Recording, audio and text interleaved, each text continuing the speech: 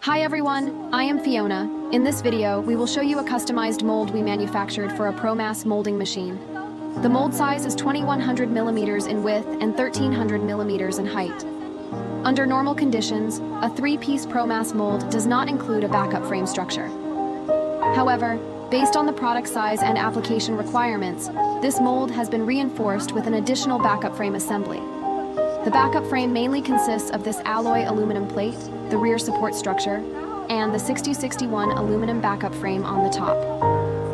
This complete backup frame structure improves the overall strength and stability of the mold, while standard 3-piece molds are usually not equipped with these reinforcement components.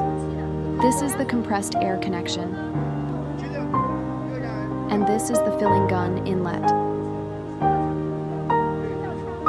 Next, we will introduce the support structure at the back of the mold. This support is made of aluminum instead of ordinary materials.